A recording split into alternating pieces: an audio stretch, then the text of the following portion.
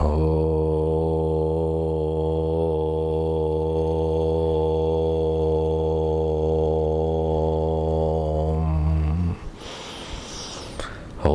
नमो गम गणपताय नमः। वक्रतुंड महाकाय सूर्यकोटि समप्रभा निर्विघ्नं कुरु मे देव सर्वकार्येषु सर्वदा। प्रणम्यं शिरसा दैवं गौरीपुत्रं विनायकां भक्तावासां स्मरे नित्यं मायुर्कामार्थसिद्धये। प्रथमं वक्रतुण्डं च एकदन्तं द्वितीयकं तृतीयं कृष्णपिङ्गाक्षं गजवक्रं तु चतुर्थकं लम्बोदरं पञ्चमं च षष्ठमं विकटमेव च सप्तमं विघ्नराजेन्द्रं धूम्रवर्णं तथाष्टकं नवमं बालचन्द्रं च दशमं तु विनायकाम् एकादशां गणपतिं द्वादशां तु गजाननान् द्वादशैतानि नामानि त्रिसंजं यः पठेन्नरः न च विघ्नभयं तस्य सर्वसिद्धिं करं परं। विद्यार्थी लभते विद्यां धनार्थी लभते धनां पुत्रार्थी लभते पुत्रां मोक्षार्थी लभते गतिं। जपेत् गणपति स्तोत्रं षड्भिर्मासै फलं लभेत् संवत्सरेण सिद्धिं च लभते नात्र संशयः। अष्टेभ्यो ब्राह्मणेभ्यश्च लिखित्वा या समर्पयात् तस्य विद्या भवे सर्व गणेशस्य प्रसादतः। ओम नमो गम गणपताय नमः। ओम नमो गम गणपताय नमः। ओम नमो गम गणपताय नमः।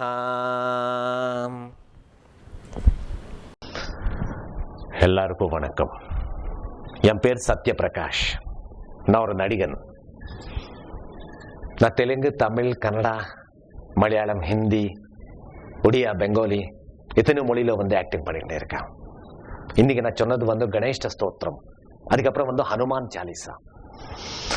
இந்த கணேஷ ஸ்தோத்திரம் ஒரு மனிதன் பிறந்திலிருந்து சாகிறது வரைக்கும் எல்லாத்துக்கும் ஃபர்ஸ்ட் முந்து கணேஷா தான்.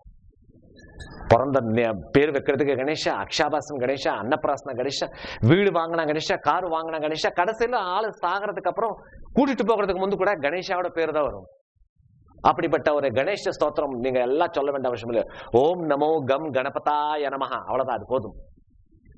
காலையில ஏந்திரிச்சல இருந்து சாயங்காலம் தூங்குறது வரைக்கும் உங்களால எத்தனை வாட்டி முடியுமோ நீங்க ஓம் நமோ கம் கணேஷாய நமஹ சொல்லுங்க, மாத்திரம் போதும். அந்த பாசிட்டிவ் எனர்ஜி அப்படியே ஜெனரேட் ஆயிட்டே இருக்கும்.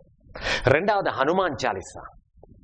ஹனுமான் சாலிசாவோட பவர் என்னடானா, ஒரு ஹனுமான் சாலிசா நம்ம கேட்டாலோ ஒரு ஹனுமான் சாலிசா நம்ம படிச்சாலோ இதுக்குள்ள ஜெனரேட் ஆன பாசிட்டிவ் எனர்ஜி சயின்டிஸ்ட் இன்னும் அந்த ஃபைனலா அவங்க ஃபைனலா எங்க ரீச் ஆகல, ஆனா இன்னும் கண்டுபிடிச்சுக்கிட்டே இருக்காங்க. ஒரு ஹனுமான் சாலிசாவோட பவர் ஜெனரேட் பண்றது 108 நியூக்ளியர் மிசைல்ஸோட இன்னும் ஜாஸ்தி. யோசனை பண்ணி பாருங்க. அப்படி 108 மிசைல்ஸோட இன்னும் ஜாஸ்தி இருக்க வேண்டிய ஒரு பாசிட்டிவ் எனர்ஜி நம்ம கேட்டா இல்ல நம்மனால டெய்லி படிச்ச முடிஞ்சிச்சேன்னா எப்படி இருக்கும்? நம்ம கூட இருக்கிற அந்த பாசிட்டிவ் எனர்ஜியோட வேவ்ஸ் நம்மளுக்கு பரவாயில்ல, ஒரு அளவுக்கு நாங்க தப்பிச்சிட்டோம். ஆனா நம்ம நெக்ஸ்ட் ஜெனரேஷன், நம்மளோட பசங்க, அவங்களுக்கு வரப்போறதெல்லாம் நெகட்டிவ் எனர்ஜி தான். எங்க பார்த்தாலும் கொள்ளை, குத்து, பாம்பு, பிளாஸ்ட், டெரரிசம்.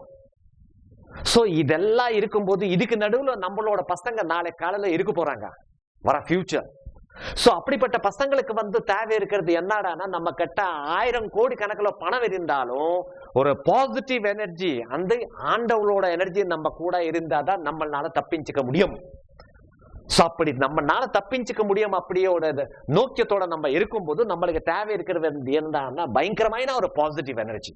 அது வெறும் ஹனுமான் சாலிசை தான் உங்களுக்கு கொடுக்க முடியும். சோ தயவு சேர்ந்து இன்னைக்கே ஆரம்பிக்கணும். நாளைக்கு நான் ஹனுமான் சாலிசை படிக்க போறேன் வேண்டாம். நீங்க ஆபீஸ் போறீங்க, மொபைல்ல கேளுங்க. ஸ்கூல் போறீங்க, வீட்டுல கேட்டுட்டு போங்க. வீட்டுல சும்மா இருக்கீங்களா, ஒரு ஸ்பீக்கர்ல போட்டுக்கிட்டு ஹனுமான் சாலிசை கேட்டுக்கிட்டு இருங்க. கொஞ்ச நாளுக்கு அப்புறம் உங்களுக்கு தோணும், ஐயோ நானும் படிச்சு நானும் கத்துக்கிட்டேன், எப்படி நல்லா இருக்குன்னு சொல்லி. Please do it. ரெண்டாவது கௌ சம்ரக்ஷணா.